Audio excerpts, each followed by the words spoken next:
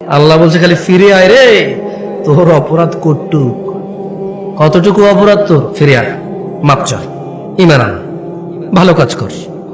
তোমার বয়স তো 70 হয়ে গেছে, 35 হয়ে গেছে, 40 হয়ে গেছে, ডেলি একটা মেয়ের সাথে শুয়েছি, ডেলি 2 লিটার মদ খাইছি, আল্লাহ ফিরে আসলে হবে? আল্লাহ বলছে আরে শোন, যদি তুই ফিরে আসস, ঈমান আনস, ভালো কাজ করস, এগুলো তোর গুনাহ পৃথিবী সমান, ফাউলাইকা ইউবাদদিল, আল্লাহ তোর গুনাহ এগুলাকে মাপ তো করবে, সব গুনাহকে ইউবাদদিলুল্লাহ সাইয়্যাতিহিম হাসানাত, তোর সব গুনাহকে, তোর নেকি নেই, তুই বয়স কম, মরে যাবে কিছুদিন পরে, বা তুই জানিস না 20 বছর বয়সে মরতে পারিস, তোর তো আমল নাই, তোর সব গুনাহকে আমি আল্লাহ নেকিতে পরিবর্তন করে তোর নেকির পাল্লা দিয়ে দেবো। ওয়াল্লাহ, এটা কোনো হাদিস না যে আপনি জাল বলবেন, এটা কোনো হাদিস না আপনি দঈফ বলবেন, এটা কোনো হাদিস না আপনি তর্ক বিতর্কে লেগে যাবেন, এটা সূরা কোরআনের আয়াত, একেবারে আমি ব্যাখ্যাও করি নাই।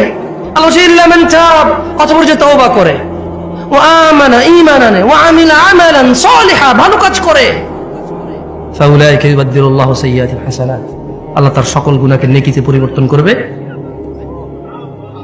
এবার এই অফার আপনি নেবেন কিনা এটা আপনার ব্যাপার, তবে এই অফার পেতে হলে কি করতে হয়? প্রশ্ন তওবা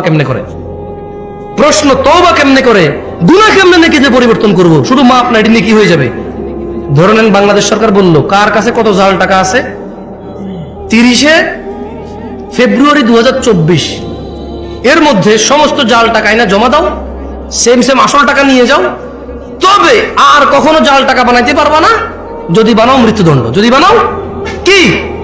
এখন এক লোক বলল যে এই যে বললো সমস্ত জাল টাকায় আসল টাকা দিবে, আমার কাছে 20,000 কোটি টাকা আছে জাল টাকা, ধরেন গভর্নমেন্ট বললো যে ডাজন্ট ম্যাটার, যত আছে 20,000, 50,000, 1 লাখ কোটি টাকা থাক, ডাজন্ট ম্যাটার, তবে আজকে এখানে জমা দিতে হবে, এই টাইমের ভিতরে জমা দিলে তোমার এই যত টাকা জাল আছে অত টাকার বিনিময়ে আসল টাকা দেবে সরকার, এবং এরপরে আর তোমাকে কি করবে, যদি এরপরে অপরাধ করো মৃত্যুদণ্ড, এরপর অপরাধ করো কি।